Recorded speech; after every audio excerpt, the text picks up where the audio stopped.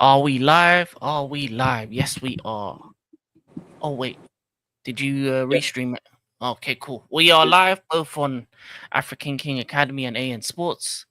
On mine, it's a new name, East Meets Nile. If you get it, you get it. If you don't, you don't. But we're talking everything sports. But before we begin that, AN Sports, aka Hey Kevin, how are you doing today?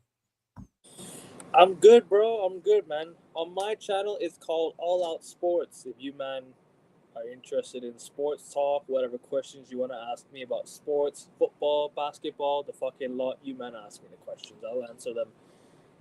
But yeah, I'm good, bro. I'm good, man. Obviously, we're doing this every single week now, up until the season starts, really. Well, we can even do it during the season, but this is a good segment, just to get shit off our chest. When we need to. We have a lot of sports, lots of news, lots of breaking news. Lots of things going on in the world of sports. I'm trying to say. So, but yeah, all good, man. I hope everything's okay on your end as well. Please make sure you guys are slapping the likes on your way in. 10 likes, 15 likes, whatever the drill. You guys do your thing, do your due diligence. Sub to King's channel. Let's get him to 80 subs. Or are you past 80 subs already? No, only on 71 so far. Get him to 80 subs, guys. And make sure you guys get me into 370 subs. We're currently 8 subs away from 370. So if you guys whoever's tuning in from my channel, go slap the likes. Whoever's tuning in from King's channel, slap the likes on both channels because this is co-stream again. Like I said, we're co-streaming this. So, but yeah, big up King, big up to you, bro. Let's continue, man. Let's continue talking. 100%, 100%. Okay, so first things first. United, they're looking at Sesko. How you feeling about that? Obviously, you finally signed Mbeumo, you've signed Cunha. You had your first preseason game. See, I've seen what you've said in terms of your regular rant show, in terms of your show with Rasta. But how are you feeling about United so far with the first preseason game and the links to Sesko? And what else do you think your team really needs over the next couple weeks as the preseason begins? Do you know what it is, bro? The first preseason game, Big I'm up not too Indian Scouser. big up to my guy Indian Scouser every single time, bro. Make sure you guys go follow Indian Scouser as well. If you haven't done so already, go sub to this guy. Me, and my pal, we go way back, man. We go way back, years. We know each other for years, bro. Big up to narrate every single time, bro. Big up to you, man.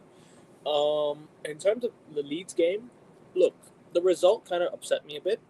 The fact that we weren't able to score, but the second half, I thought we looked. I thought we looked good. Second half, I thought we looked like we won the ball well. Intensity was up. I like the player. I like the energy from the players in the second half. The only issue was obviously our lack of goal scoring, but that hopefully that will be sorted out with the striker coming in. Hopefully, and with obviously Cunha and Mbeumo. Do you know what? One positive is Mateus Cunha looked really, really good. Mateus Cunha looked very looked bright. He looked sharp. So I'm happy with that. I think the midfield is a massive, massive issue. I think we need to solve that issue right away. I think we need a proper 6 and an 8. I think Casemiro is not the issue. For me, it's more Bruno Fernandes, and I'll tell you why. Bruno Fernandes, right? When he gets to the byline, when he gets to the final third, fair enough, he can do his thing. But when he's so high up, that leaves our 6 isolated.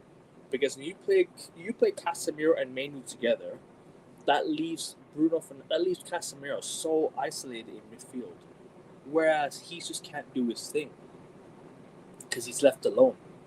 For me, I Casemiro's not the issue at all. Trust me, when I say this, he's not the issue at all. The issue is more Bruno Fernandes. He leaves the midfield wide open. Big up to Rajat. He leaves the midfield so wide open. Teams carve through us so easily. And I'll be worried if we don't get a midfield in before the Arsenal game because Arsenal are going to outrun us in midfield. That's the biggest issue. They're going to outrun us in midfield. We're playing like a 2-man midfield. Big up to you, Johnny. We're playing a 2-man midfield versus a 3-man midfield. And 3-4-3 is going to be an issue. I'm not so sure if he did this, but when the manager switched to a 4-4-2 during the game, it looked like we looked a lot better. It looked like the players actually tried. I'm good, Johnny. I'm good, bro. Hope you're well, my friend. Hope you're well, my friend. You're all good over here. But yeah, carry on. Carry on. But as I was saying, like I said, we need to play. I think 4-4-2 could be the thing. Apparently he did. Apparently he played a 4-4-2. I'm not sure he did, but apparently from what somebody was saying on Twitter, United switched to a 4-4-2 during the game, and I was like, hey yo, we look good. So why don't you switch it up? Why didn't he switch it up in the final? Why didn't he switch it up in the Premier League if it didn't work? So listen, we need to sign a midfielder, a goalkeeper, and a striker. As of right now, I'm hearing United looking at Lemens from Royal Antwerp in Belgium. He's worth around Okay. 13 million to 17 million, and he's 23 years old. For the price of the player for that age, bro, take that all day, every day. It's 13 million to 17 million in between that, bro. Pay that right away. Pay that right away and get him in. Get him in. If he's the keeper that he's hyped up to be, or if you get Emi Martinez for 21 million release clause, bro, I'm taking that all day, every day as well. I don't have a lot of goalkeepers in mind, like Kobel, Mike Mignon. There's a lot more. There's a lot more keepers I can go on and on and on about. But big up to Shiban every single time. Big up to him. Big up to him. But as I was saying, bring in a keeper who can make shots, who can save shots properly, not like Onana, right? You bring in a midfielder, Ollie Watkins as a striker or Sesko as a striker. All of a sudden, you're looking at Manchester United like, wow, make the jump. They could make the jump because we only have one game a week, right? Adding the quality of Cunha and Mbeumo into that team, you already have goals there. The goals are gonna rack up with those three playing, right?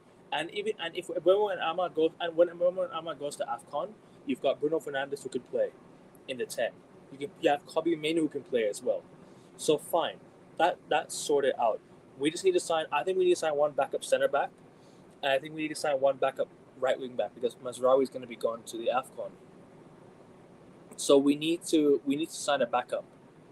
We need to sign a backup right wing back, a backup center midfielder.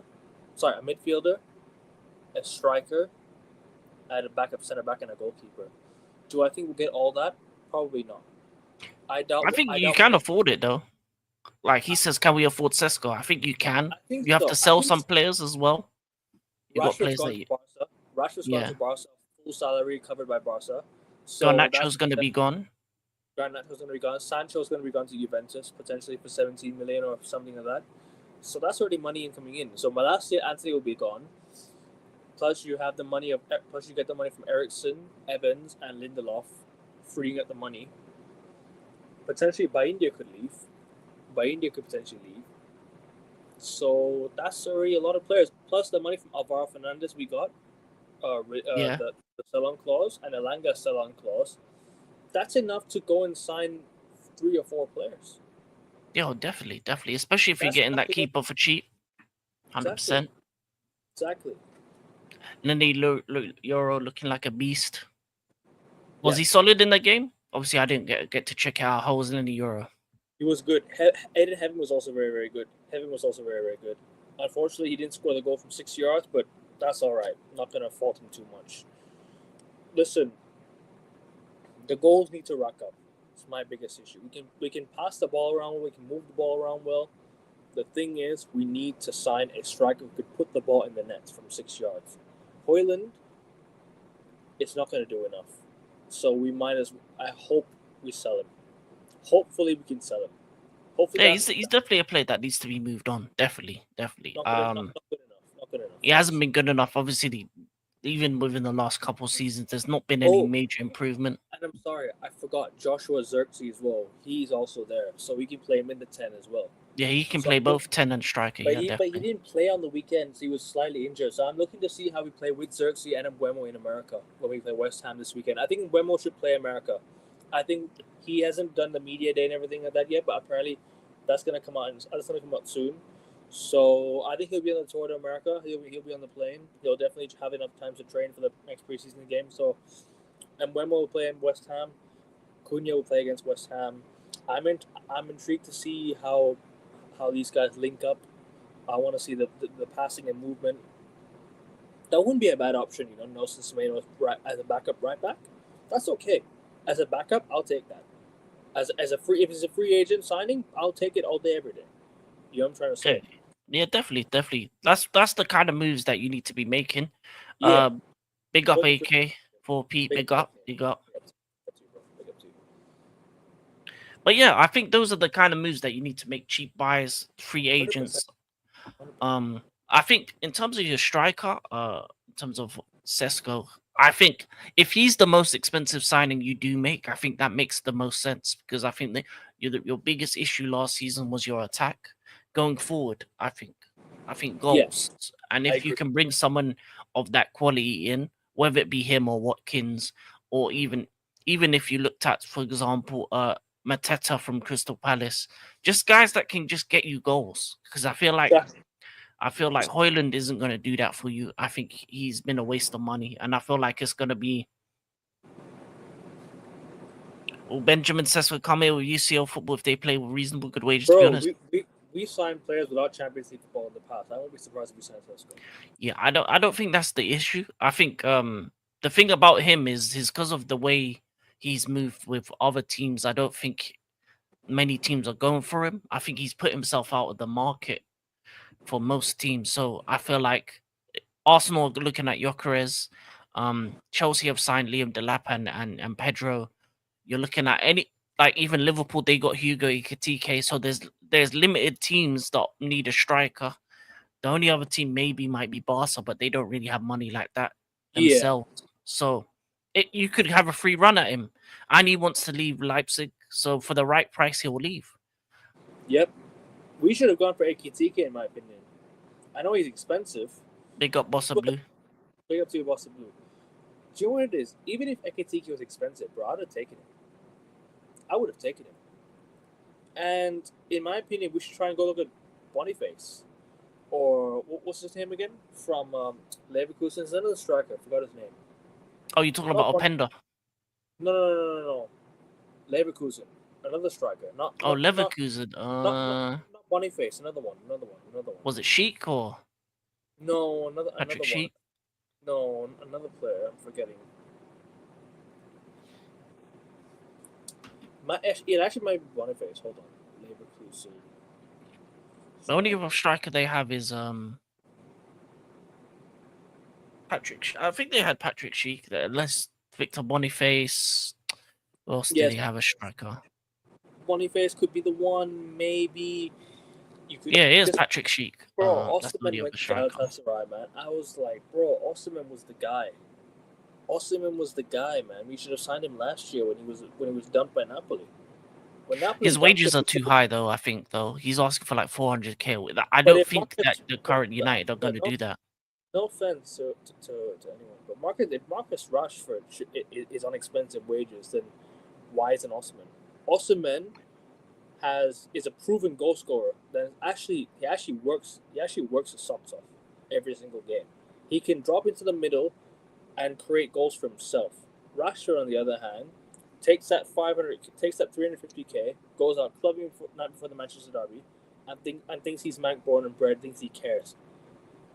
Well, I'm sorry, bro. The only players that care and deserve it are the players that work their socks off and win trophies for us. You on the other hand, my friend, have just not cared, right? Going clubbing for Manchester derby, yeah, a game that means a lot to you, local lad, Manchester lad, yeah. Clubbing the night after we lost the Manchester derby as well. Well, I'm sorry, my friend, you've got no shame. So you don't deserve that money. Osimhen does. Give it to someone who deserves the money. Osimhen deserves it. He's a good player. You give the money to the players who actually are at quality, it can come in and do well for you. That's good enough. Then you bring in someone that can fill his position as well. Not just Osimhen. You replace Rashford. We need to now replace Rashford. Make him feel unwanted here. Make him feel that he's not wanted when he comes back. Because I don't think Barcelona will sign him. I'm gonna be honest with you right now, King. I don't think Barcelona are gonna sign him up. I don't think Barcelona are gonna sign the guy up. I think Barcelona will let him come back to United at the end of the season. He's not gonna succeed there. He's not gonna play well. Because you know why? It's his attitude, his mindset. I hope he plays well. Do you know why? So Barca can pay the money so he can go. That's what I need right now. I need the Rashford money next year. That's what I need right now. So Rashford, I hope you play well and leave for good. That's all I ask. I think he's leaving regardless, and I think he will play well next season because he's going to be playing with some good players, and he's not going to be the main man. He's going to mostly either Bench. come off the bench or come on the Yeah. or be on the left side, which they needed a left-sided player. Yeah. So, and with Hansi Flick, a better manager who has control of his squad, I don't think he's going to make the same. I feel like United, for the most part, in the last couple of years, the reason why players do the things that they do is that it seemed to be like a boys' club rather than a football club. It seems to be a place where you can get away with these things, that you can talk the talk, but you don't really walk the walk in terms of how players are looked at, and there's not enough discipline. It's not that old school mentality that was there when Sir Alex was there in United Football Club at the moment, and that has to be relearned. You know, that winning mentality, that the mentality to want to succeed, that's in Barcelona. So you can't even afford to, if he does those silly things in Barcelona, which I don't think, because he never did it in Villa. He never did those things in Villa either. Yeah. They're not gonna allow it. They're not even gonna give him game King. time. Hansi Flick is a kind of manager that is, you gotta be by the book, you gotta be 100% dedicated, or you're not playing. King, do you know what it is, bro? Yeah? Sorry to cut in again, yeah. Let me just quickly say this, right? If Sir Alex Ferguson buys a player and, he sees that the guy is not playing well, you hold bench for good, and that's the end of your United career. Even after 1 or 2 games, you're done. He ain't wasting no time. You need to hit the ground running straight away. With the players we have right now, bro, anything that we have, any players that we sign, 1 or 2 bad games, they're gonna hit the bench. They're gonna come off the bench after a while, play well and not play well again, and the cycle continues, and then they're stuck here at the club. We can't sell them because their wages are too high. Yeah, well, that's why I think Osimhen was a bad signing as well, because wages, you don't want to.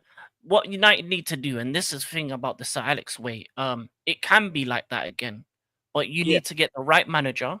You need to look to pay. Was right available for us. Yeah, a manager. Ronaldo recommended him as well. We decided to go against him, so it's okay. So you get the right manager. You get players on decent wages. You don't overpay these players. The reason why they come to United is because they are making an upgrade. They're going upwards, right? They're making the next big move in their career. So you pay them no more than 150K a week. Anything above that is pointless for most of these players because they haven't earned it up until that point. Unless they're a very, very good player, and then but those are the kind of players you're not signing right now. You're signing the guys that are making the move from the Brentfords, the Brightons. Those type of teams are making their way up. So you shouldn't be paying them 200, 250 a week. That don't make sense. It should be 150 and less with incentives that add on when you do well. That's what Chelsea have done. They've made it incentive-based contracts so that these players get paid for playing well rather than getting paid just to get paid. Because then you look at a Phil Jones situation where he's just at the club sitting in at home for the most part with the number 4 doing nothing for a long period of time. That shouldn't happen at United. It should be either you play, you don't play, or you get sold. And the wages shouldn't be at a level where they can't be sold. Because that's the issue with Sancho, with Rashford, even with Antony. We have to run down their contracts to let them go. That's how bad it is. Exactly. So once you clear those contracts out, and every contract from now on has to be lower than 150, has to be reasonable with incentives, and has to be based on performance. Because then that's how you grow your team to have that winning mentality again. Because then once you get a manager in that can gel those players together, then you can move to the next level and maybe come close to where it was like under Sir Alex. Because that's what Sir Alex football was. He brought players from he brought the best players from other teams, the mid-table teams. They came to United and they knew this was the step up. This was the way from being in mid-table, fighting for your position in the league, to going to a team that's going for titles. That's what it has to be. The mentality has to be that. So that mentality has been lost, and it can be rebuilt again. It just needs the people bringing in players. You need the right people behind them. You need the right manager. You need the right mentality. The right board, owners, starts from the owners, man. The owners, it starts from them. They need Yeah. they need to lay the foundation. They need to lay the standards of this club. Whereas all they care about is bringing in the money and the revenue. That's all they care about.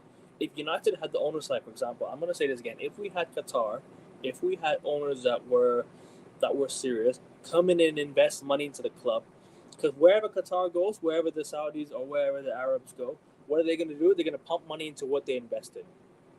They're not going to Yeah. take money out of what they invested. They're going to put money into what they invested, and that's one thing. That's one thing about us Asians. Yeah, when we do business, we're always passionate. We're always we're always going to invest in what we have. We're not going to be greedy and take money out of everything. You know what I mean? As us Asians, right? Not me in particular, but Asians in general, they do business in a very passionate way. So Yeah. The Arab owners are just putting money in, whereas Glazers are taking money out. And then it comes to I include UAE as well. this point, we buy the good players, but we don't get because we got the results. Now we don't. That's the thing. You can Man United's name allows you to still get good players. And Mbeumo chose you. Cunha chose you. Even the likes of Sesko will choose you They're over good other signings. clubs. They're good signings, you know. Cunha And Mbeumo these are the best players in their team. So exactly. Man United still have the ability to get the best in class, but they need the best in class in the sporting director, best in class in the manager, and the ownership isn't doing it at the moment. And I think that's the biggest issue with United currently, is that the sporting director and the manager aren't the best in class. And if they are, They don't they're align. not showing that at the moment. They don't align with each other. The standards of the manager and the standards of the board don't align with each other. Yeah. And that's been the biggest issue in the past. That's why you saw the likes of Mourinho and Van Gaal sacked, because their standards were too high for this football club. And when you see managers of that caliber who want to succeed at this club, you know this club's on the right track. But the owners are the ones preventing it from being on the right track. They're preventing it from being on the right track. Why? Because they're not putting money in. They're not putting their money where their mouth is. They're not putting money where they need to put. They're not helping the people behind the scenes succeed. They're not helping the people that they hire succeed. So how is a business supposed to succeed? If you bring in a manager to a massive business, you have to give him the finances to help you, or you need to give him the tools in order for him to help manage the place as it should be. So if Mourinho comes in, you need to give him what he needs to make this club successful. He's even said that the people that he coached or people that he managed have not been good enough. So why didn't the board listen to him? Instead, they kept him. Instead, they kept him for a while. They lasted longer than the manager, and look where we are right now. People like Martial, Rashford, Shaw, who else? I can go on and on and on. I'm not saying Martial was the biggest issue. Martial. I shouldn't put Martial in this actually. Look at players like Rashford, Shaw. Look at players like who else? Who else am I missing? I don't really want to waste my time with this. Never mind. But you already know what I'm trying to say. United keep hold of players that are crap for too long. Yeah. And that's the biggest issue. And we give them high wages. We give Maguire big money. Why did we just take the Maguire McTominay money a year ago? Imagine we would have taken, bro. King. Imagine we would have taken the Maguire and McTominay money combined fee from West Ham, 60 million, right, from West Ham for Maguire and McTominay in 2023. Imagine we take that money, we go and sign a striker with that money, proper striker with that money. Go and sign a proper, center back. Go and sign another, how would you say it? Ooh. What was I going to say again? Go and sign a proper fullback or something like that. Proper, I don't think money has been the issue, because I feel like when it comes to your club is that you make enough money to buy whatever player you want. We're too stingy, bro, and that's our biggest issue. We should have let go of Garnacho when Napoli came knocking. We should have let go of Garnacho when Napoli came knocking for like about 40 million. We should have taken the money and said, you know what, Napoli, take it and go. We ain't gonna get. Big up Joshy J. Big up to Mr. Joshy J. Make sure you guys sub to his channel as well, Mr. Joshy J. Make sure you guys go and sub. As I was saying, United have been so stingy with money. Stingy with the way that they operate, stingy with the way that the people behind them run, or whatever. Oh, you know what I'm trying to say. Yeah. They then go ask for more, and they don't get more. Why? It's because they don't know how to negotiate. They think they know how to negotiate. They don't. I'm not a professional, but I it doesn't take that much of a mastermind for me to understand these guys don't know how to negotiate. You can clearly see, United want to let go of these players. If we're in negotiations with these players, means we want to sell them. If United are entering negotiations for a Garnacho, means we're entertaining bids to sell him. So why don't we just take the money? If you know you're not going to get more, just take the money and go. Whatever you get for him right now, take it. You ain't gonna get more. You ain't get better. Should have taken the money for Maguire 2 years ago. Should have taken the money for Rashford from PSG time ago. Yes, I know he had a great season in 2023. He played so well. That was his breakout season. Fair enough. But if you had taken the money at the time, use that money to go and replace Rashford with a better player. There's so many better players out there. United just don't want to take the opportunity. Like I mentioned this year, King, Theo Hernandez was available for 30 million in the market. United should have taken the bid. United should have taken the opportunity and signed a better left wing back. When there's better out there, we don't take the advantage. We don't take the opportunity. That's why we keep failing as a club. So many times we have lost bids, we have lost races to bid for players because we don't enter the race with good intent. Sadio Mane was there for us. We lost the bid to Liverpool because we were too slow. Cesc Fabregas was there for us. We lost the bid to Chelsea. Oh, not Chelsea. But you know what I'm trying to say. We lost the bid for Van Dijk to Liverpool. We lost the bid for who else was there? Pedro to Chelsea. There it was. Pedro was clear. Thiago. We were gonna sign Thiago. Remember that. United too slow, bro. And this is why I say David Gill leaving the football club has been a massive, massive issue. You let David Gill go out of position. He goes and works for the board, bro. David Gill might have just been the guy to help managers succeed behind the scenes. And we let him go for Ed Woodward, who completely ruined our club from top to bottom, along with the Glazers. He was the perfect puppet. He was the perfect puppet for the Glazers. He was the perfect puppet for the Glazers because he did exactly what the Glazers wanted. Commercial side of things, he helped the Glazers. United aren't doing so well commercially. That's why the Glazers are not trying to, or are they not willing to let go of this club because they know they can get more commercially, but they're not. Yeah, the money can come in. Once they do so, maybe they'll consider bids. But if they would have taken the bid for Qatar, the debts would have been cleared, the stadium would have been rebuilt, the academy, the facilities, the club, everything from top to bottom, the board, infrastructure on the stadium, the results on the pitch will improve. The club as a whole will modernize. Bro, you take that bid, United are back. Bro, we're literally one financial takeover away from a rich Saudi owner from a rich Qatari owner from becoming the biggest club in the world again. Literally, dude, we're just one big ownership takeover away from being back again. All United need is just the money to clear the debts, to clear everything, to rebuild the club from top to bottom. All it takes is just one financial takeover, and that's it. Literally, that's it, bro. I ain't even joking. Because United generates so much money anyways. Already you have the money coming in from the Premier League, from TV deals, from winning stuff, whatever it is. You know what I'm trying to say, bro. It's just awful, bro. It's just awful. Like I don't know what I did to deserve this as a fan, but all I do is just sit here and hope for the best year in, year out.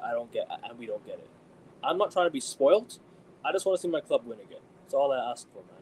And Shivan makes a good point here because our recruitment team is clueless. Dumfries was literally available, bro. Dumfries was available for like 25 million euros, bro. I don't care. I don't care. He's 29. He's in his prime. You buy a player in his prime for 20 that cheap, bro. And he's just in the Champions League final. I know he got thumped 5-0, But imagine playing one of his best games against one of the best teams in the world, Barcelona. Bro, that upgrades our right hand side completely. Oh yeah, that so one move does it easily. He's a wing back as well. Yeah, he So would be perfect. this is why. And one last point I'm gonna make here. Sorry, I keep going on. Right? We didn't listen to our scouts. Our scouts were literally saying, "Oh, fuck off." All right, bro. You can have Dumfries. All right, never mind. Okay, as I was gonna say, we didn't listen to our scouts, bro. We had Jude Bellingham, Declan Rice, Erling Haaland, Julian Alvarez, Moises Caicedo. Who else did I miss out on? Who else did I miss out on? I mean, the list can go on. To be honest, the list goes on and on and on and on, bro. The list goes on. Yeah, United has just always been. People blame the scouts. The scouts were never the problem. The scouts were always telling the manager what they wanted or what they think was. It's not. No, it's not scouts. The biggest issues was the recruitment. Your recruitment team and Ten Hag. I think the Ten Hag era brought in a lot of bad players, and Ed Woodward in charge of the footballing side was never a good choice because business side he did all right, but when it came to the football side, put it this way: when you go into a meeting between two teams and you're trying to sign a player or sell a player, there's an A side and a B side of each kind of sale. So one team has the power play, the other team doesn't. A lot of the time, United don't have the power because one, no one really respects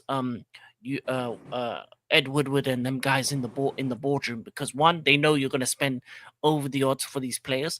You overspent on Maguire, overspent on Højlund. Even Højlund shouldn't be ever worth 70 million. He scored 7 goals in the Serie A the previous season, and he spent 70 M. So every single player you've bought in recent memory has been overpriced, to what they should be.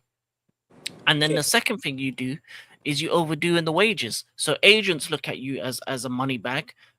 Other teams look at you as a money bag. And then that reputation precedes yourself. So when you try and have this new type of recruitment where you're saying, no, we're not going to spend all the big money, clubs are going to look at you and be like, nah, you're going to spend what we asked for. I don't mean to sound disrespectful to Chelsea or whatever it is, but the fact that Enzo Fernandez is worth more than Cristiano Ronaldo is criminal. Like, the fact that Ronaldo even went to Juventus for like 105 million, and Enzo Fernandez went to Chelsea for like, what, 120 million that he went for? Was it 120 million they went to Chelsea for? Who? If I'm not mistaken. Enzo Fernandez. He was like around 100 mil. But that was a different situation with that one. I know, but the fact that nowadays, like, players are worth more than what we had back then. Oh yeah, but that's inflation. Plus, Enzo was a specific situation where if we never signed him there, he would have gone somewhere else. So we had to. Sometimes you do have to overpay when it's a specific player of quality, and especially nowadays when there's less quality. But But if you were to go back in time, sorry, if you're going to go back in time and say, in the future, Enzo Fernandez, what would be a better example? Lukaku would have been worth more than Cristiano Ronaldo, I'd have called you crazy. Oh, yeah. If you had gone back in time and looked at the future transfer market and be like, Lukaku would be worth more than Ronaldo, I'd have called you crazy. Now, is it a surprise? No, the inflation is way too high, bro. Oh yeah, definitely. Inflation has gone up like crazy, so that's why the market is what it is today. It's no surprise, but still, like it's crazy to still think that players are worth more than so many greats. Ronaldinho would be worth how much would Ronaldinho be worth in today's day? 300 million, 400 million? He's that good. He should be worth around. It depends if you're talking about young Ronaldinho or prime. Are you talking prime? Prime Ronaldinho. Sure, prime Ronaldinho should be worth around 340 million around like that. Prime Ronaldinho, for 300 million, and no one's signing him. I'm gonna lie to you. He's gonna be on a lifetime contract somewhere. No one's gonna sign him. No one's signing him. But I'm just saying that if players of that caliber are worth, like, 300. Like if Ronaldinho was playing today's day, prime Ronaldinho, and he was as good as he was back then in today's day, surely he'd be worth something over 300 million, wouldn't he? Yeah, he'd be outpriced on the market though. Yeah, exactly. Monkey's Exactly. saying 500 million. Also, Bro, all teams just interested I in agree. longevity or quality. Yeah, I agree. 500 million minimum. Facts. Bro, that's how. Yeah. Bro, okay. How much would Cristiano Ronaldo, prime Ronaldo, be in today's market? Surely around the same, wouldn't it? Oh no, less than that. He'd probably be 250. You think so? Yeah. How Well, about depends Messi? what you consider the prime. Madrid. 250. Yeah, It'd be less. It'd be 250, 300 probably. the fact that Ronaldo went to Madrid for 80 million in today's day, that 80 million would be around almost 300 million. Yeah, Almost. 300 million. I think. I don't think he's Almost. as good as Yeah. Ronaldinho for me in prime, in terms of prime for prime, but 300 million definitely. How about Eric Cantona? Because he came to United for $1 million. That would be a weird one. He'd be maybe like 150 or 200, maybe 150 to 200 probably. How about Rio Ferdinand? Defenders don't really get the respect they deserve in the transfer market like that. So Gavardio 100. was 90 though. Gavardio was 90 million though. Yeah, but that's like a rare. That's a rare one. That's a rare one. Van That was Van Dijk was 72 million. Wasn't Guardiola a release clause? I swear. I think so. Gavardio was a release clause. That was a release clause. I think so. So maybe a Rio probably 200, 150, maybe 150, 200. Ooh, It's just defenders are worth less than strikers. probably. Maybe. How about Actually, no. You know what? I would swap Ronaldinho and Ronaldo. I'd have Ronaldo be 500 M's and Ronaldinho be 300, because people don't like flair nowadays. So his price would go down. He's a bit too. last two? Sergio Ramos. How much would he be? Yeah, 150. 150. And Yeah, saying Marcelo. 120 M's. Yeah, around that 150. Yeah, I agree. I was thinking 120 M as well. How about Marcelo, the left back? How much would he be? Left backs, but no, even less, because left backs, right backs they're not really priced like that. He'd probably be going for 80, 90. Fullbacks aren't just, they don't have the price in the market. That's fair. Because even the best, like at most, you're going to spend 50 million on a fullback. Yeah, fair enough. Maybe 80, 100. Yeah, I was thinking about that. But that just tells you like how crazy the market is inflated today. The TV deals, I think the TV deal back in 2016 broke the transfer market for good. The football TV deal. The thing is, it's just the UK, it's just the Premier League that has money like that. I feel like other leagues don't have as much money. So if, like, when you're doing German to German club or Spanish to Spanish, you're not getting those prices. I just think England, this is what your foreign clubs do. They see Man United come in, they say, yeah, it's time to get the big bag. They see an English club come in and say, yeah, it's time to get it. But when they're trying to buy from us, they're trying to cheapskate us. That's what Sancho should be worth 30, 40 M's, but they're only they're only paying 12, 20. Like the thing is though, they're always trying to cheapskate us, and we're made to overpay, and they're trying to be cheap. That's what happens. I don't know if you know, but back in 2016, the Bein Sports was showing Champions League, Premier League, La Liga. I think Serie A for a bit as well, if I'm not mistaken. I think Serie A. Big up Bush Baptist. Big up to Bush. Hope you all, bro. It's 8 million for Sancho. That's what I'm talking. That'd be fair. They take the piss. They take the piss. The foreign clubs, they do. But then again, the TV deal back in 2016 had a lot of leagues being shown, and then Paul Pogba went for 89 million to United, so that kind of broke the transfer market as well. And one last question, actually, how much would Erling Haaland? Big up AJ. Big up to you, AJ. How much would Erling Haaland be? Surely at least 15, 20 million, right? Surely at least 10 to 15 million around Erling Haaland. Has to be. Erling Haaland, how much? What? As a price? Yeah. Because if all the greats were playing in today's day and he was in the transfer market, surely he's got to be around 10 to 15 million at least, at best. Who? Haaland. Yeah. Big up Gio. Big up Gio. Big up to you, bro. How much Haaland would be if everyone was available all throughout history? Yeah. He's got to be around 10 to 15 million, surely. No, because he's a striker. He scores goals.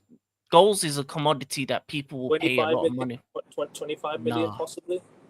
No, he'd be 150, 200. You think so? Yeah, I'm saying this as Haaland went to City for a 60 million release clause. That's why he wasn't worth that then. He was worth he was underpriced. He was underpriced. But he had a release clause, which I'm very, very surprised only Man City activated it. Which Same I'm price very, very surprised nobody decided to activate it. Only Man City went in to activate it. Yeah, we looked at him, but we were foolish enough to get Lukaku beforehand, which messed us up. We should have gone in for him in 2020 when he was literally at Salzburg. We should have just signed him for cheap. We should have just picked him up, bro. Honestly, literally, he was right there. He literally Ole Gunnar Solskjaer wanted him. We should have just signed him. And even Jude Bellingham, bro. Jude Bellingham was another one who toured Old Trafford, who literally came and toured around Carrington. Yeah, but he chose Dortmund because he knew that was a better place. He stayed at Birmingham. At the time. Yeah, then he went to Dortmund. He went Dortmund. Dortmund signed him in 20. Yeah, because remember, it was between you and Dortmund. He saw your facilities, but he went to Dortmund. Yeah. And then after Dortmund, he went to Madrid. There was also what you call Caicedo available for us the following year. Then he went to Brighton. Yeah. It was him and Bellingham that was available, and Rice as well was available as well. So we could have signed Rice, Bellingham, and Caicedo. Yeah. The thing, Haaland specifically, it's his wages, his bonuses. He probably got paid his agent got a good fee as well. Yeah. His dad got some money. So yeah, there's a lot of back money from that deal. So that deal was way more than it actually was. So yeah, but Haaland would have been a big price. Yeah, Bellingham parents, they're great parents because they got both their sons into professional sports at a good level, and they're making the right decisions for them. Job going to Dortmund was a good decision. Jude choosing Dortmund over United was the better decision, and now he's at Madrid. So, in the end of the day, you make those right decisions as a parent with your children. That goes for a lot. Yeah, exactly. That's the thing. English media. Anytime, that's probably the main reason why they probably told him not to go United. Can you pin my comment, bro? This one. Yeah, can you pin this? I think, did you put it on your channel? Yeah. Yeah, you would have to pin it. I can't pin it on your. Alright, no, I'll put it on yours. If you put it on mine, then I can my chat. Make sure you guys slapping the likes as well on your way in and sub to the channel. Let's get this channel to 365. Actually, 365 will do for now. 365 by the end of today. And as for King's channel, get him to 80 subs. We're literally King. Let's do 15 likes. Send the 15 likes around. And yeah, definitely. Just keep subbing, guys. Keep subbing and keep liking the video. Come on. Spanish media and English media are the same, maybe even no. But the thing about it this way, the issue with English media, especially at United, that's the thing. It's not Spanish media and English media. It's English media and German media. Because when Jude went to Germany, good point. No one's talking about him in a negative light over there. Like, German media for me seems to be a much more calmer place. That's why when you see young English players go over there, they ball out because they're just focused on the football, rather than in England there's other distractions. Exactly. That's probably the biggest difference. And then Spain, once you get to Spain, then yeah, but by the point he went to Madrid, he's mature. He's grown up. He's matured in a level in which he can handle it over there. And he understands what his responsibility is. And he had a good first season. He knows the standards.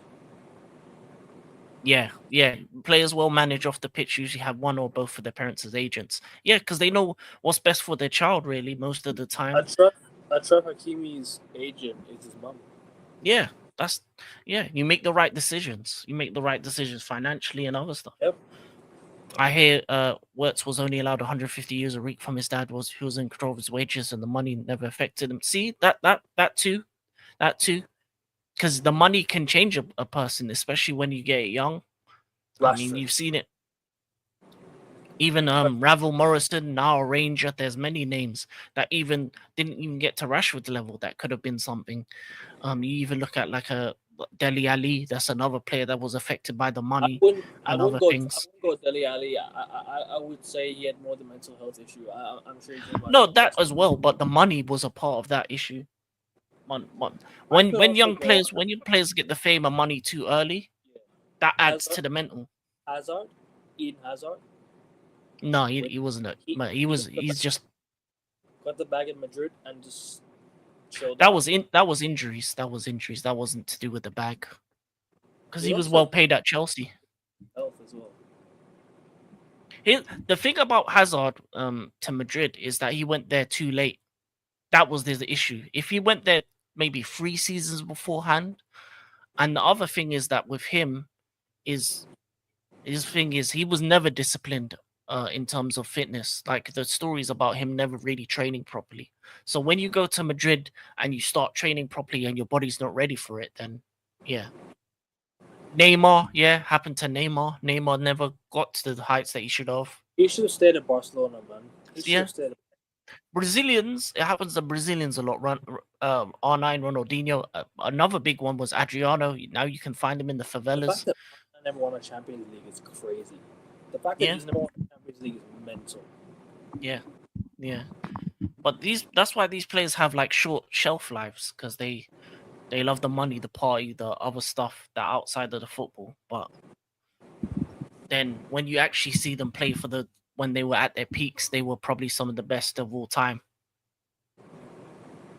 Yeah, it wasn't money, but it was, the other things outside of money, that's the parties, the Environment. lifestyle. That's what money gets you. Money gets you into the bigger parties, money gets you the lifestyle, money gets you the other things that kind of affect you. Agreed. Yeah, that too, that can affect you as a person as well. Family passing away can affect. So yeah, that's true as well. But that kind of boils over into where you put the money in the wrong places after a tragic event like that as well. So yeah, there's multiple reasons that can happen. I hate to sound rude. I hate to sound like like I'm being a bit offensive. But even Ronaldo's dad passed away. Who? Look at Ronaldo at the age of 19, 20, around 20 years old, 19 years old, 2005. His dad passed away. Oh, you talking about Cristiano? Cristiano, yes. Yeah, his situation though, he was with Sir Alex, so he treated like a dad. So I think he was in the perfect environment at the time. Sir Alex was like a father figure to him, which allowed him to be in a better place. I feel like that also is a factor, is that if you're with the right manager, they can be like a second father to you, because you spend more time with the club than at home per se. So if you're with the right manager, then it kind of the father figure manager. I hear it. Yeah, that's why what's his name? Adel Tarabt, I think, played best with QPR, because Harry Redknapp treated him with he gave him the captain's armband, put an arm around him. Some players need that. They need that kind of love, that kind of calmness that certain managers bring. Balotelli was one of those players. That's why Rashford played well under Solskjaer. Yeah. Solskjaer said, "I'm gonna give you the chance to perform for me, and then you get a lot." Yeah, Pep stopped Messi. Yeah, that too. Like the manager sometimes for these players in their young career is just as important as their parents at times, because those are the figures in their life that can stop them from getting down that bad path. But there are managers that cause you to go down that path because they don't understand them, or they don't work well with them, or they see them as a bad egg, when they're just misunderstood most of the time, because that's what happens in it when certain humans and you get a manager that you don't really click with, or you don't really, or doesn't understand you, or doesn't understand your background. Next thing you know, you're going down the wrong path when you could have been on the way to stardom. So Yeah. that's a big factor as well. So all of these things can affect players. But yeah, it it is a very difficult industry to be in, football, because there's so many things that can go wrong as well Yeah. when it comes to sports. There's so 100%. many things that can go wrong. That's why I also look at, for example, how would you say it? Yeah, United environment is bad at the moment. It That's is. the problem. It's a That's why toxic. you see when players leave there, you saw Anthony leave. Like, I'm pretty sure there was an interview where he said he was he had like anxiety at United, that he was hardly sleeping. But the moment he moves to like Betis, he gets a bit of fresh air, goes into that Spanish sun, he's playing better. So yeah, that's another issue, that United environment at the current moment isn't where it I, should be. I can go to different sports as well. I can look Yeah, at basketball, for example. yeah, Basketball, for example, how would you say it? Jason Tatum strived under Brad Stevens because Brad Stevens gave him the chance. You know, players like Jaylen Brown was given a chance to thrive. That's why they developed themselves into being one of the best players today. It's because a head coach of a Brad Stevens, of a caliber like Ime Udoka, Joe Mazzulla, they put their arm around them and said, I'm going to give you the keys to the franchise and you're going to take us forward. You're going to be the leader of this franchise. You're the captain. You're the leader. You and Jaylen Brown together, we're going to try and win a championship together. You see, you have head coaches like that of that caliber that will want to put your arm around you and say, I'm going to take you to it. We're going to take you to we're going to take each other to a championship. Let's say that. Let's say that we're gonna go win a championship together. You lead this team, and we'll be right behind you. So the extra motivation is there from your coaches, from your teammates. They believe in you. United need someone that United need a captain that they can trust, an experienced captain, or someone in the dressing room that can make it less toxic. A manager that has winning mentality, players that have winning mentality, that are willing to lead the manager, that are willing to play and strive under the manager. So yeah, at the moment is everything is toxic, but from top to bottom, it's a bad environment. It's a very very bad environment, and this is why I say we need to clear it all out. This culture at United needs to be fixed. There's no such thing as the Manchester United way. The Manchester United way for me is winning. That's the Manchester United way. Forget the style of football. I don't care about style of football. If it wins, if it gets me trophies, if it wins me things, if it gets us to success, listen. That's the Manchester United way. The Manchester United way is being the best club in England, being the best sort of stature it can be. Forget the style of football. Forget how Sir Alex played. Forget how David Moyes played. Forget how LVG played. Move on and play the right football. Play the football that will win you the league. I don't need to see all this tiki taka, great passing, and all that bullshit. I don't need to see all that. What I need to see is the club moving in the right direction to go and become successful and win. That's the style of play that I want. The best football is football that wins you stuff. That's the best style of football. I don't need to see this catchy tiki taka, good passing, touch and goal. None of that. If parking the bus wins me the Premier League, fucking do it. Do it. If throwing everyone into the box like Jurgen Klopp does wins me the league, do it. Whatever it takes to win, do it. And that's the one thing I have. We're so reluctant to win. United are so reluctant to win. And that's my little rant on that. No, I get that, and AK4P, keep saying about United's environment as one of the worst in the country. No one listens. That's the thing. It's because Arsenal was also like this. Yeah, it was, but it took a manager to come in and clear house. That's what it needs to happen. There's no style of play right now, Monkey says, There's and no get style of play is football that gets you results. Yeah, and that's the thing. The environment can affect the results, because if there isn't a winning culture, and that culture has to be cultivated over time. So, for example, Ruben Amorim currently, he would need to be ruthless in the decision he makes. But the players he says that I don't want to be a part of my squad, they can't go on the tour. They can't They be need a to leave. part of the training session. They Agreed. can't. They can't have a decision making into whether they stay or not. I don't Like, see United bringing players like Garnacho, Malacia, Anthony, and Sancho to the tour. I no. highly doubt they're going to be on tour. I Yeah, highly stay doubt. them at home. Stay at home. Rashford is a Russian. Yeah, his career's been a Russian roulette. Sometimes good, sometimes maybe shit. That's what Rashford's been.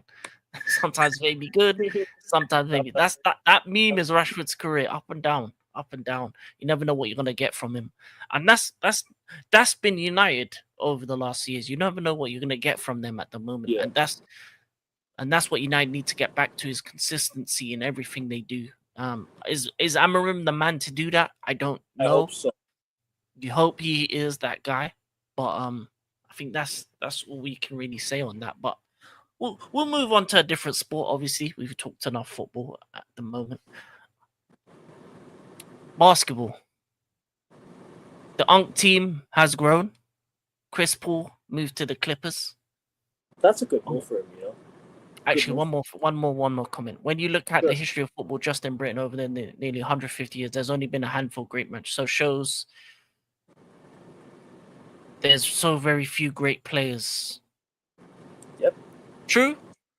It is a long. Fun fact: no English managers ever won the Premier League.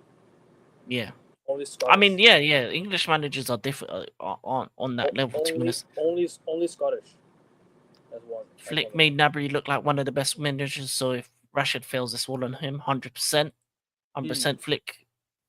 Even though I'm a true hater of United, but I wish Rashid the best of luck in Barca. Yeah, hopefully he does well over there. Hopefully he does. Hopefully Flick He turns does well. him. We get the money for him anyway. So yeah.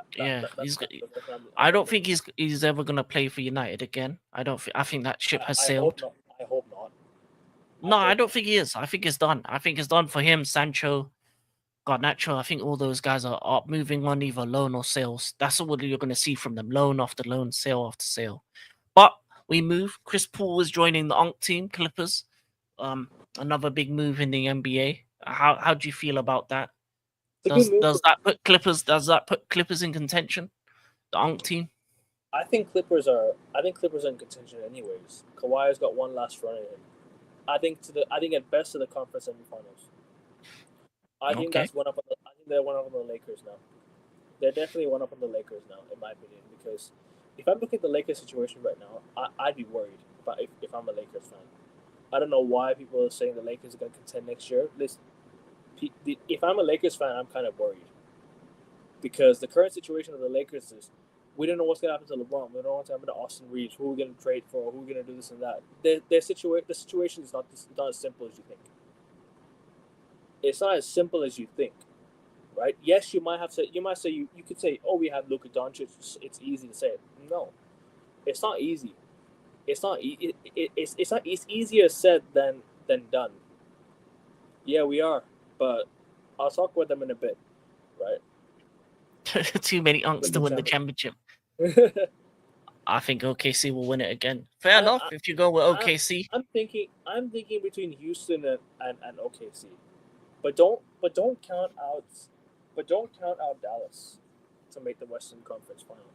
If AD Kyrie can stay fit, if Cooper Flag can flourish, don't count Dallas out. Don't count him out. Kyrie's out, I think, till January. I think that should be enough time for him to come back in and make a late playoff run. Because at the end of the day, it's only 3 months into the season. You're not really halfway through the season yet. Halfway through the season is like late January, like early Feb. That's what I would say is around half the season, right? But let me also say this: AD doesn't stay fit. Yeah, but AD as of late, he's looked a lot fitter than usual. As of late. Yeah, but he's a stone's throw away from another injury. I'll be honest. Okay, let's say AD does stay fit. Let's say AD let's say AD, Kyrie, and Cooper Flag, they can stay healthy. Dallas can make a good run. Oh yeah, they'll be out in the semis though. I think the final's gonna be Houston OKC. OKC, yeah, I agree. I'm with you on this one. I think Houston and OKC are the two teams that I look at. Don't forget Denver too. When you have an MVP caliber Nikola Jokic putting up numbers like he is right now, don't count him out. Just don't Yeah, count but him out. they did make some moves. I think they got rid of MPJ for who did they bring in? They got in. No, I'm forgetting his name. I know who it is, but I'm forgetting it. It's someone from the Magic, isn't it? It's not Magic. Hold on. No, I know. I swear it Denver, was. yeah, I know Denver brought in somebody. I know they did. I know they did. Oh, let me look. Oh yeah, Cam Johnson. Cam Johnson from the Nets. Yes, that's a That's who good they move. brought in. That's a good move. You got a really good shooter in their hands now. They got a Yeah. good shooter. You're replacing Michael Porter Jr. with another good shooter. So you have Jamal Murray, Jokic, Gordon, good solid defender. You got some good shooters off the bench. Jokic putting up the numbers he is doing right now. Be careful of the Nuggets. All I gotta say, be careful of the Nuggets. They ain't going nowhere yet. No, I think they'll be up there. I just don't think they'll have enough for. I don't think they pass OKC. So I think it'll be OKC and Houston. I agree with you on this one. In terms of the Clippers, back to the Clippers, I think it's a good move for the Clippers for Chris Paul as well. Obviously, him going back to the Clippers, him playing with Kawhi, James Harden. It's a good move. It's a good move. Yeah, that's true. 21st game. For the top teams. We're just guessing right now. We're just guessing. We're You just never guessing. We're just guessing. Because NBA, with NBA, injury happens, the team's chances change like Exactly. But people think the Lakers are it's simple. The situation over there is not that easy right now. that. I mean, it's Luka's team. He brought in Marcus Smart, which was a good deal. You know, so that's a good player to and bring DeAndre in. Ayton. But but the attitude could be an issue with DeAndre Ayton. So that could be something. Maybe, but I think he'll be alright. I think he'll be alright in LA with JJ. I don't know about that. Their biggest issue is what they're gonna do with LeBron. I think he leaves. There's a chance he could leave before the season starts. There's still a really good chance they could buy out his contract and he could go. Yeah, he man. Could go. He could be gone like to somewhere. Like I reckon if he leaves, there's a chance that he stays. There's a good chance that he goes to a team in the West. Or I'm looking Monkey saying Lakers are finished. I agree. And it might sound crazy, King, but literally look at the situation in detail. Then, in my opinion, if I'm looking at this Lakers team right now, bro, they're not better than OKC. They're not better than Houston. They're not better than Denver. They're not better than Clippers, in my opinion. They're not better than who else is there? They're not better than. I think the Spurs are good. Who else am I thinking about? There's one more team that I'm forgetting. I still think they're a playoff team, though. I think they'll be a playoff team. I don't think they'll be high seed though, King, and that's gonna be a disadvantage. Don't forget Minnesota. Minnesota sent them packing last year as well. If the Lakers can't solve their issues this season, if they can't solve the defensive issues, the Westbrook trade did break them up. I agree. In my opinion, the Lakers should have kept what they had back in 2021. They should never have traded their team, bro. The team that won the championship the first time around, they should have kept that team. They should have kept that team. They never should have traded anyone. They should have kept that team. Kept Caruso, should have kept Kuzma, should have kept Caldwell Pope, should have kept all the guys that won them a championship in the first place. Dwight Howard, even Rondo. You know what I mean? They should have. But they'll be all right. They'll be all right with Luka. I think they'll be all right. I think they'll be okay. But I think it'll take longer than expected. Like people think the Lakers will contend, like they'll go back to the finals straight away. I don't think it's that easy, bro. Because look at the West; it's strengthening a lot. Big up Lumen with his 100 channels. Big you up. Big up to you. Big up to you, Lumen. No, as I was saying, it's not as easy. It's not an easy situation as you're thinking. It's not an easy situation, bro. Because It's not easy, but Marcus Smart is a good deal. So they've it's got a a good good deal. guard. It's a good deal, but I'm sorry that They still have Austin Reeves, AR-15. You know, they still have. Obviously, they got their center now. They got a decent center, obviously. But in my opinion, they're still not better than a lot of teams in the West. They're still not better Kuzma than. was better than Westbrook for the Lakers. Yeah, he was. He was. I think that's up for debate, bro. That's even up for debate, bro. That's facts. That's hard cold facts because Kuzma won him a championship. Are we forgetting that Kuzma won him a championship? And Westbrook did fuck all for them. So I Yeah. agree, 100%. And that's exactly where I look at the Lakers situation and I'm like, you've already got Houston that's better than you. You've already got Yeah, but you also have to think about this with Houston, OKC, all these teams with the you know, the new rules and the second apron. yeah, but the Houston Rockets are not in the second apron threat though. Only teams are in the threat right now. Celtics just got into the second apron, right? Cleveland are in threat. Knicks are in threat. Nuggets are in threat, and I think the Suns are in the threat, if I'm not mistaken. OKC will be because they're starting to pay their players, so they're gonna have to start moving some pieces. I don't think OKC will be in terms of like because these guys are the players that they drafted. Yeah, but once they start getting out of those contracts, you only, as I said, with the way the rules are in NBA, you only have a finite time with your team. So once that time is up, it's whoever's the next available. Really, there's not, as I said, it's not a dynasty sport anymore. It's whoever's got the best team at the time. Unfortunately, but that's what it is now. I don't see the Lakers making it past the first round again this year. I think they'll be in the play-in. I think they'll make it through the play-in and they'll get bounced in the first round, in my opinion. You got Manu Tata. Lumen's second account. I think the Brooklyn Nets or the Celtics would be good in the up and coming season. Maybe. I'll talk about the Celtics in tomorrow's show with Justin and King. But in terms of the West, I feel like Houston are the favorites for me.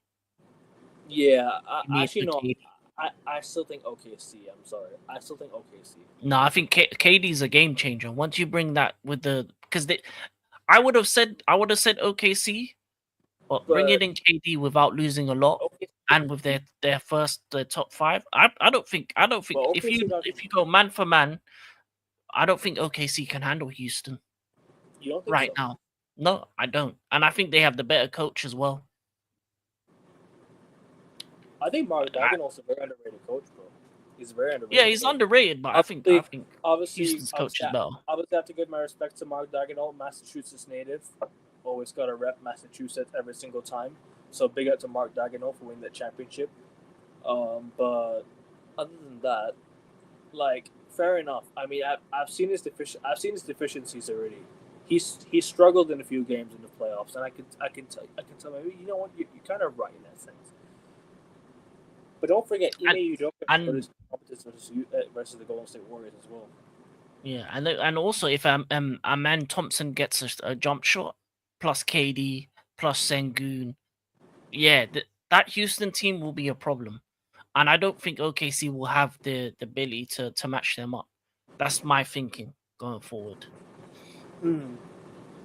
Nets have a lot of picks. Yeah, Nets in the future will be all right, I think, but OKC and Spurs still have picks. Rockets had a pick as well in the high number. Yeah. They finished playoffs. Yeah, but they've made a win now move of bringing in KD. Yeah, and I think agree. that's what they need to do this year. They need to win. 100%. So that's why I think they'll be up there. But you never know. That it's a big move, and I think it swings the Western Conference to their side. OKC, it's between them and OKC. Obviously Denver's there. The Clippers are there. Timberwolves don't really have enough, even though I do like Anthony Edwards. I still think they're a good team. I reckon Timberwolves have seeding of semifinals at best. The best for me next year is semifinals. Because you know what it is, bro. Last season's NBA, I have to just say this right now, and you might call me salty. It was one of the worst NBA seasons as a neutral I've ever watched in my entire life.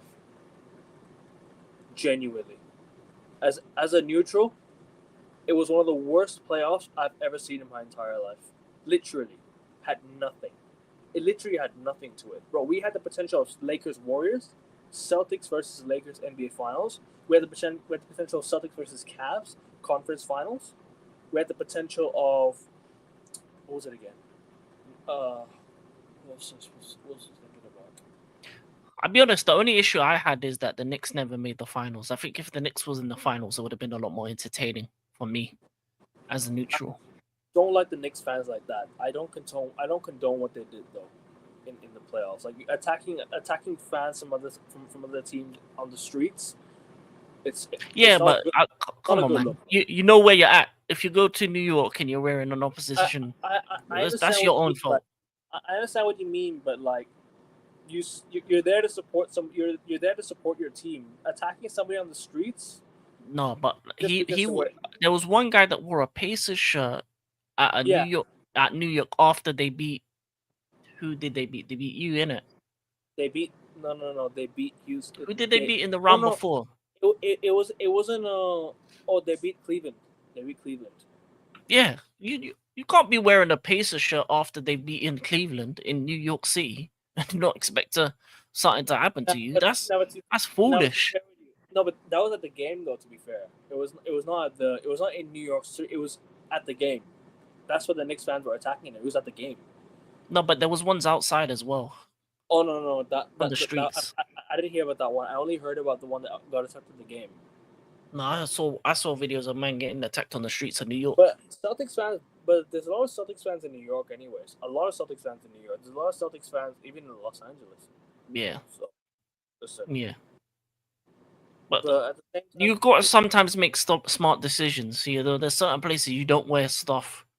There's things gonna happen. Like if you're gonna go to the middle of Manchester with a Liverpool shirt, expect something to happen. Especially or Liverpool or Manchester United shirt in Liverpool. So yeah, especially if it's after a game, especially if it's with drunk fans because they're not sober, and if there's a group of them, because group mentality, they're just gonna attack you. But I still don't condone what the Knicks fans did. Oh yeah, I don't condone it, but like make smart decisions, people. You know, we got brains for a reason. No, but as for the Celtics, I'll talk about it in the next show in the Hoop Spot NBA show. Trio from OKC all went to Houston at some point of their careers. Yeah, that's true. Westbrook was there. Chris Paul was there. Durant was there. James Harden was there. Harden was the original. there. Yeah, they all went there. So big four. Well, the original big three. The original big four. And did Paul? Wait, hold on. Did Paul play for Houston? No, he didn't. Right? He didn't play for Houston. Right? No. Don't be surprised if Paul George ends up with Houston soon. Don't be surprised. Maybe he's gonna leave Sixers at some point. But in terms of the East, I believe the Cavs are gonna come out the East. I agree. I think Cleveland are coming out of the East this year. I think Cleveland were just injured last year. I think they have a bit too much for the East now. I reckon Cavs will make the finals this year. I think the Cavs and the Knicks. I think it's gonna be Cavs versus Knicks conference finals. That's what I think it's gonna be. I think the Cavs will pull through. Cavs will pull through. Cavs versus OKC or Cavs versus Houston NBA Finals. I thought we'd have a Cavs OKC NBA Finals, but it wasn't for Boston. I thought OKC was coming out of the West regardless. I thought we were robbed of a really good NBA Finals, bro. I know the Pacers took it to Game 7, but still, like as a neutral, I just didn't enjoy it.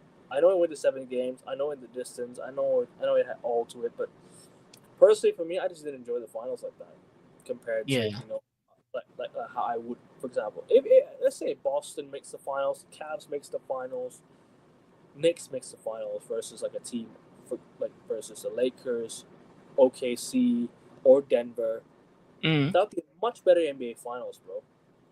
Oh yeah, definitely. But I feel like it'd be split. I feel like it just is what it is. Like when it comes to injuries, because everyone was rooting for the Pacers. Everyone was rooting for the Pacers. It's almost like it wasn't split. Like it needs to be split. You know what I'm trying to say? For what? 50-50. Like it was like everyone was on the Indiana Pacers side. to What win when the it was or Pacers with Thunder?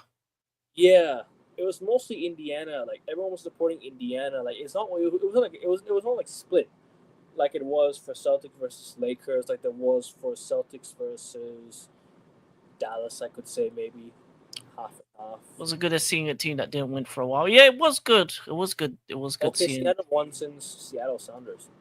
Yeah, it was good. It was good seeing that. But Sorry, Supersonics, not Sounders. Sorry, bro, that's not Sounders. Uh, Sounders. I want the Brooklyn Nets to finally go to the NBA final, win it all this year. I don't think this is their year. No. Brooklyn In ain't out of the East, bro. Yeah, the only teams in the East that could make it out are probably the Cavs and maybe the Magic. Nah, I say Knicks. Knicks have a good chance. Knicks possibly, but Orlando Magic. I think they're But going to be a team that will I reckon surprise if- people. I reckon if Boston had Tatum fit, I'd say Celtics. Maybe. If Tatum was fit, I would say Celtics come out of the East this year. But we ain't, so that's next Yeah. year. To be That's honest, I next would have still put the Cavs above you, even if Tatum's fit. I just think Okay. they have too much currently. Plus, because you lost one of your best defensive players in Drew Holiday. You lost the big man Porzingis, so your team is weaker than it was previously. I agree, but Anthony Simons is a good scorer. He's a good bucket. Yeah, he's a good player, And- but I just think the Cavs is just And I'm the looking same. out for Amari Williams this year as well from the draft. He looked really good, grabbing the rebounds. He was doing all of that. Yeah. I think also we should have signed Charles Bassey from the Spurs. We should have signed him on a free. I think we made a few blunders. Lonnie Walker is still is he free? Is he a free agent, Lonnie Walker? He is, right? I don't know. I'm not sure. So I'm Nets thinking destroyed their team after bringing in Harden. That's true. That is I true. wouldn't say that. I'd say the Nets destroyed their team once they let go of James Harden because that team could have won a championship. No, but remember, all of those players didn't like each other, or they had issues with But each don't other. forget though, the only reason why the Nets lost the championship was KD's foot was on the line. True. If KD True. was behind the line, the Nets are getting past Atlanta. They're gonna defeat the Suns in the finals. They would have won the finals easily that year, in my opinion.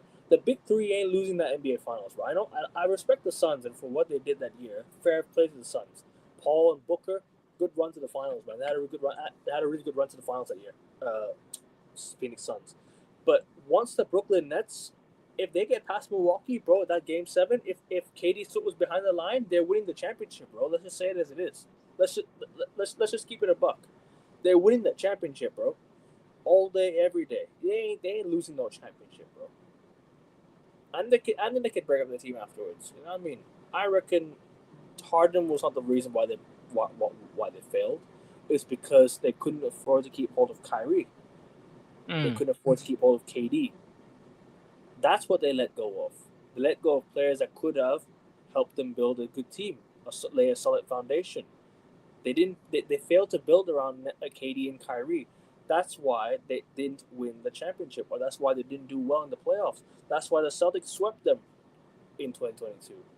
Yeah, Because there was no balance in that team as well. They failed to build around those guys, bro, and that's why. Sorry, King Bob, bro. Sorry, I didn't mean to interrupt. No. You're right. You're right that they failed to do that because there's no balance in the team. The reason why there was no balance is because when you pay three guys that much money, it's very hard to build a team around 3 guys. Having too many superstars can destroy the team. Yeah, I wouldn't say superstars because don't forget they had LaMarcus Aldridge at a late age as well. They had old LaMarcus Aldridge. They had Blake Griffin, who's out of his prime. They had Nick Claxton. They had players like Bruce Brown. They had good players. They had good players around. Like I'm not trying to. But when there's 3 superstars, there has to be a B, and there has to be the main guy, the second guy, the third guy. So if you're out of those 3, which it's very hard for 3 elite level talents to delegate themselves. Who's the leader of the team? Who's the second guy and who's the third guy? Because the third guy's gonna feel like, oh no, I'm good enough. I'm looking at KD as the number 1 guy. Yeah. I'm looking at Kyrie as the number 2 guy. Harden the number 3 guy. But And is that what Harden wants personally? Harden doesn't want that. That causes issues. And that's a good reason, and that's why he left. But at the same time, I question if he's ever going to win a championship in his career, with the way his career is going. I doubt he'll do it now. He probably won't, but that's down to him and his ego. That's down to him. Facts. And the decision he's made up until this All point. I'm trying to say is that I still stand by this, and I'll die on this hill.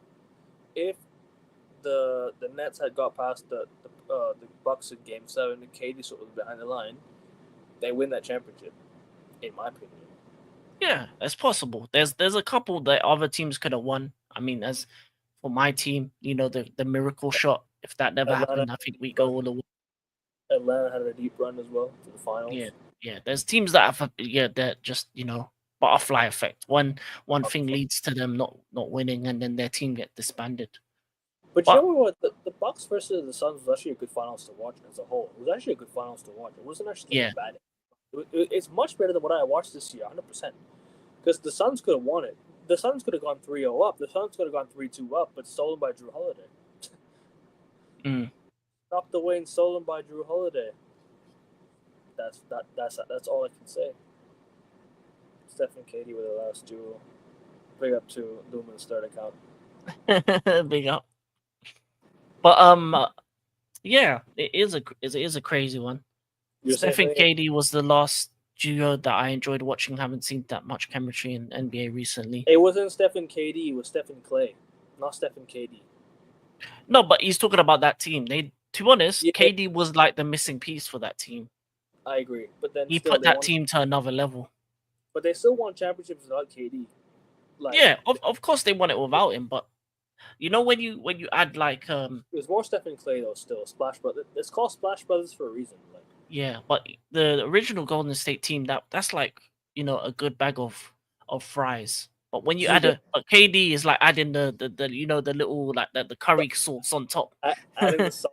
Salt fries, added added flavor. The extra bits just to it makes it taste a little better. Yeah, that's what KD was to that team. But still, like they call Splash Brothers for a reason. Like Steph and Clay with the duo. Because they lasted. KD didn't last. KD left. And then Steph and Clay won a championship together again. So they're called Splash Brothers for a reason. Yeah. LeBron and Kyrie was a good duo. They just never lasted as well. Yeah. I like them. LeBron and Kyrie actually lasted for quite some time.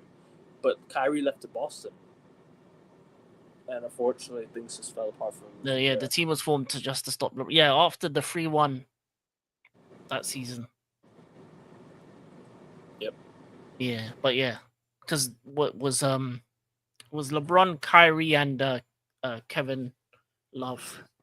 LeBron, team. Kyrie, Kevin Love, Kyle Korver, Tristan Thompson. You had J.R. Smith. You had a good core of players right there. You even had Jeff Green. You had.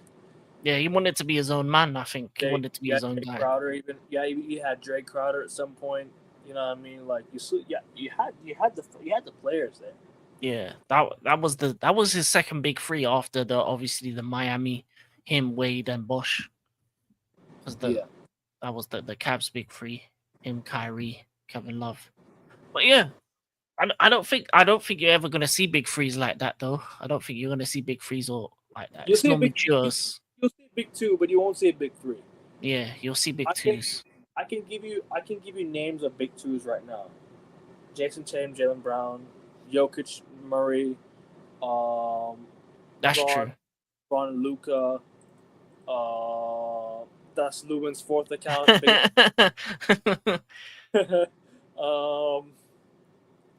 Who else am I talking about? What in today's day and age? Who are the big twos? In the NBA, you had Giannis and Chris Middleton, but obviously that's broken up now. You got JT. Yeah, I mentioned that already. I don't know, man. It's kind of tough to say, Embiid and Butler were good for that one season. Mitchell Garland. Yeah, that's a good. Brunson and Cat. What else am I looking at? Shea and who else was I saying? Who else in that team? Shea and Chet. Possibly. Yeah, possibly. Big up United Terrace. All these new gens are not good compared to the previous gens. True, It's getting worse. true, Getting true. worse. I agree.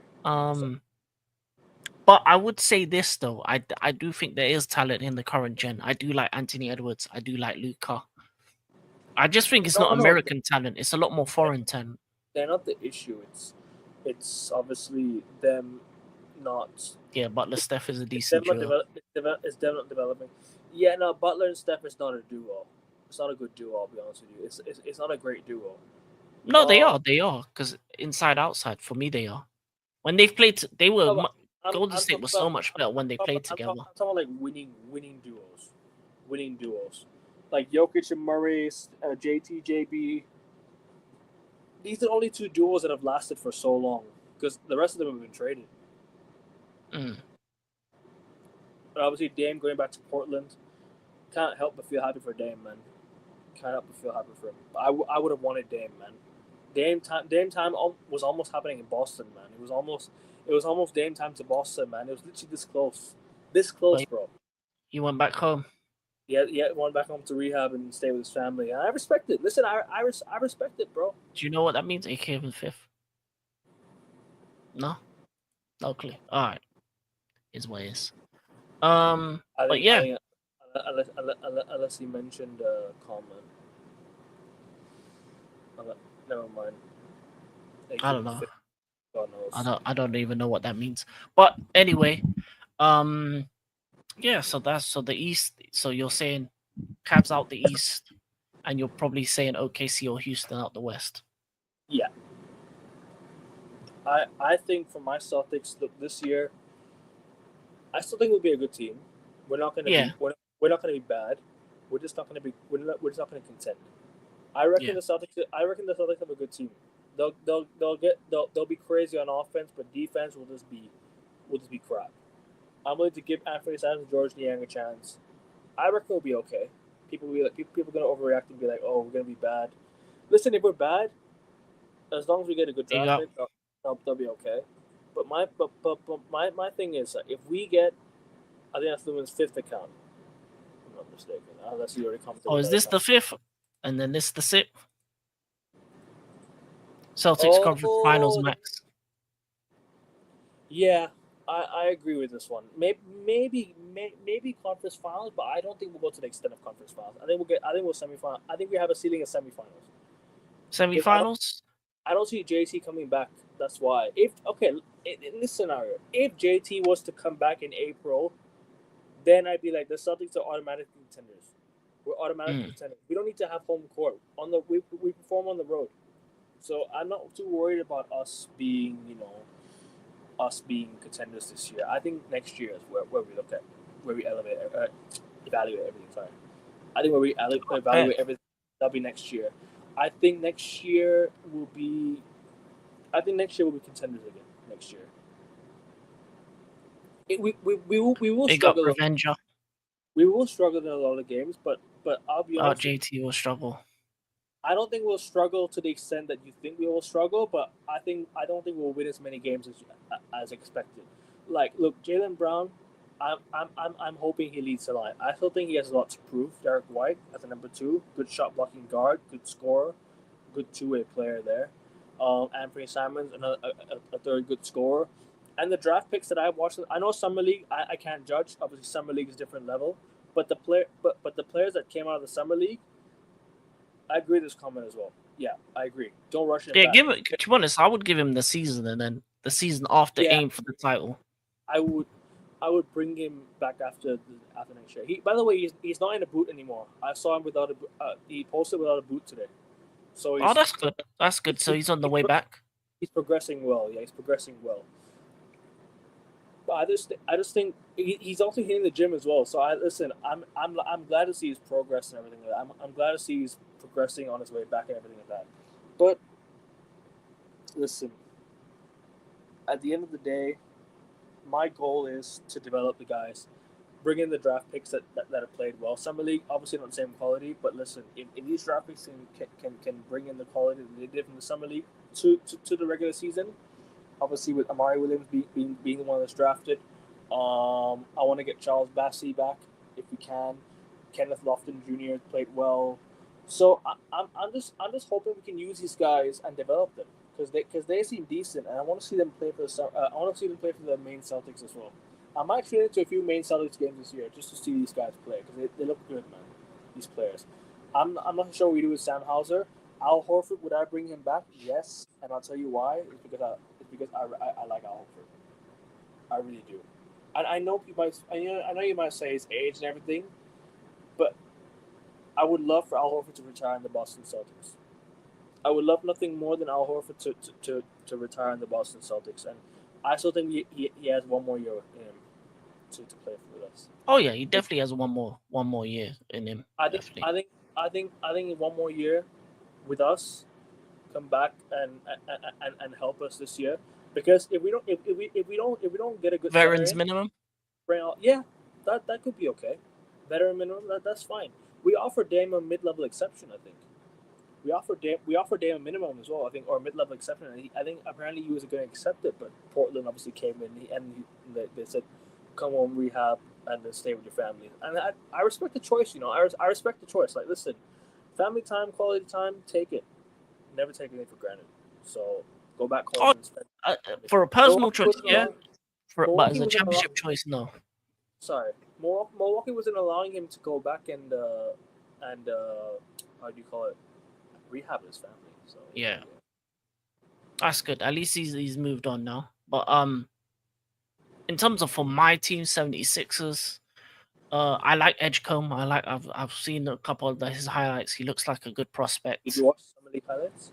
Yeah. I watched some of the highlights. He's looked good. He's looked good in a couple of the games. We're just gonna rely on whether our players can stay healthy. I think if Embiid is back, I think Maxey. Obviously, we got the McCain as well. So I don't know how far we can get. I think we'll be a play-in team at best this season.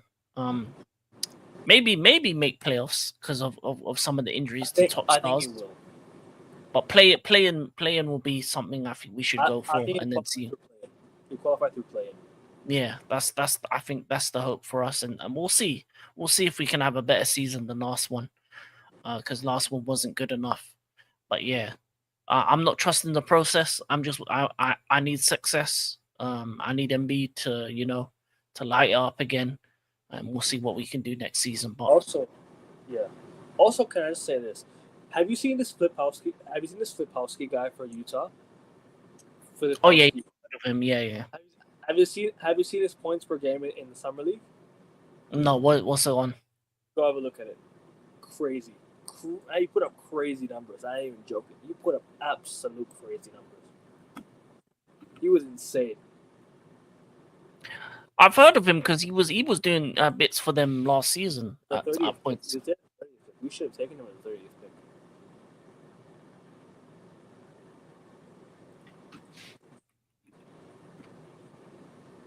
$29.3 per game. Oh man, that's crazy, right? Yeah, they've shut him down. They've shut him down for the rest of the games. They have. Mavs shut Cooper Flag down as well. That's wild. So that's a center getting that points. Yeah, he's gonna have a good season. Yeah, I'm looking forward to it.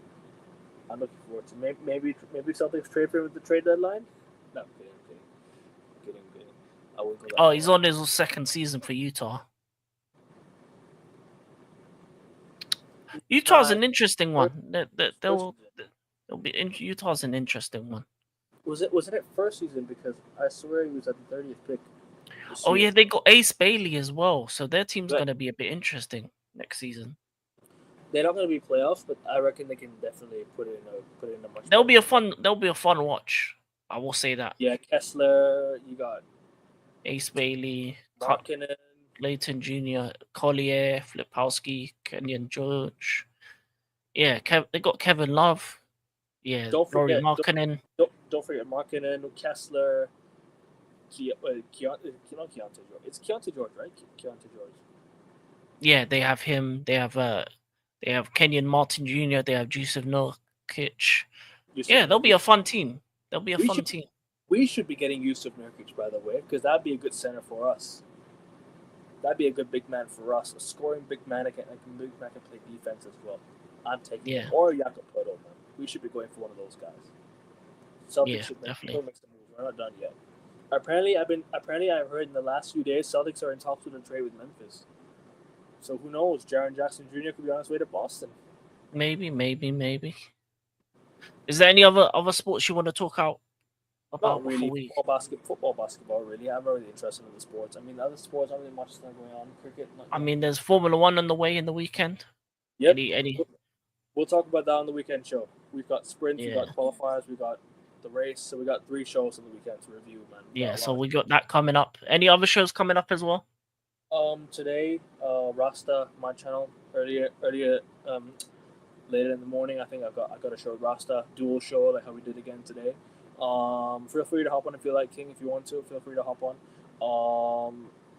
What else is it? I have a show with Josh, Beyond the Ball podcast. So it's just strictly me and Josh. We do football talk. We talk about issues off the pitch, on the pitch, stuff like that. We kind of discuss it in detail. So that's tonight. Tomorrow, on Wednesday, United show with Rasta on my channel. And then we have the NBA show this week. We have the NBA show. This fucking guy. This fucking guy, man. Big up to you, anyways, though, man. Big up to you. Make sure you use all your accounts to like, man. All of your accounts hit the like button, then. Yeah, he's crazy. I'm a bumba, Fucking hell. But anyways, NBA show, Hoops Pod NBA, reviewing the offseason. We'll talk more about NBA in the show there. Thursday, again, Beyond the Ball with Josh. 2 shows. We do 2 shows a week. Rasta's channel Thursday, and then Friday, my channel again. Friday night, we have the F1 after the sprints. Sorry, sprint race preview, sprint race review Saturday, race preview, same time, and Sunday we're gonna review the race. So I've got like 6-7 more shows left lined up, man. I've got bare shows still left to go, man. So listen, make sure if you guys are interested in all the sports, and if you're interested, stay locked into the channel, because me and King are literally hitting the grind. We're literally hitting the grind, guys. So make sure you guys, please follow both of our channels. Sub to King's channel first and foremost. Big up to you, King, for having me on, bro. And No problem. Anytime. Big up for doing this, man. And I'm glad to do this every single week. Let's get King to 80 subs, guys. He's 9 subs away. 80 subs possible. My channel, let's get a 370. Come on, guys. You know the drill. Please make sure you guys hit the like button. Let's get a 15 likes. Sub to the channel. Sub to both channels. Hit the like on both videos on both channels. And sub to both channels. And yeah, that's it, bro. Big up to you, man. Big up to you. And let's continue this on Thursday. How do I like? The like should be down below. Hit the like button down below. Yeah, there's a thumbs up button. Click that one, man. Click that one. But anyway, this has been What have you got coming up, bro? You haven't updated yourself yet. My bad. I've got a couple shows with Rasta on Tuesday and Thursday. At some point I'll do a show with Don C. I've got the Blue Coalition coming up at one point with. Sub to Rasta. Peace, John. Got a show with AK4P at some point, and we'll probably do another show this week as well, and obviously I'll be there for the Formula One stuff. Back on Thursday. Oh yeah, we have an NBA show tomorrow, or is it on Wednesday? Yep, NBA show. On Wednesday. Is it on Wednesday or Thursday? Wednesday, my channel, and then we will do what's it called? We'll do the show again Thursday on my channel. Thursday. All right, cool. Thursday. So just before, actually no, we can do it Friday. After the F1 show if you want. Yeah, definitely. All right. Or cool. you wanna postpone and move to next week because we got a lot of shows. I don't mind as well. No, we'll do another one. Oh yeah. Sure. That'll be But if good. you're That'll be free to good. hop on tomorrow, me and Ross are doing a dual show. Yeah, you'll feel free to hop on. Oh tomorrow. yeah, definitely. If I'm available, I'll hop onto that. So yeah, plenty of shows coming up. Different kind of variety. This has been East Meets Nile. If you get it, you get it. If you don't, you don't. But we talk about sports and anything else. So Yep. we're here as always. Thank you for coming to the show today. Big up Revenger, John Lumen and his multiple channels. Who else came through? AK4 Pete came through. My guy from back Monkey home as well. DeLuffy, My guy from back AJ, Bush Baptist, Rajat, Shivan, Mr. Joshy J as well, Michael, Bossa Blue, Yeah, for Shivan. and the Indian Scouser. So if they got channels as well, subscribe to them. Indian Scout. Indian Scouser has a channel, so We're doing a subscribe show to his soon. channel. We're doing a show soon. Oh, nice. I can't wait for that. That should be Me and good. Scouts we went to uni together, so listen, that'd be good to catch up after a while. I've met him for a while as well. We need to watch football together next season, so I need to message 100%. him. Gonna catch up with him downtown. Go watch some footy with him. Yeah. United Liverpool preview is a must. I'll be Yeah. We're tuning in for that. I don't know what to name my United Liverpool show. I guess I might as well just name it Red War Podcast for now. I guess. Yeah. Oh, yeah, you need to go to war. I want to see that fireworks. I have to add an That'll be Arsenal good. fan to that because United, Liverpool, Arsenal, all red, so that's gonna be. Yeah, Red Cartel show? I hear that. That'd be nice, Nah, I call it Red War. Red War. War. Show. Red War. But Red Cartel. Oh, yeah. So I'll keep that in mind for sure. Red Cartel. Message me. Yeah. Big up to you people. Big up to you. Anyway, we're out for now. It's been African King Academy, aka AN Sports. Yeah, and we're out. Peace. Go Celtics.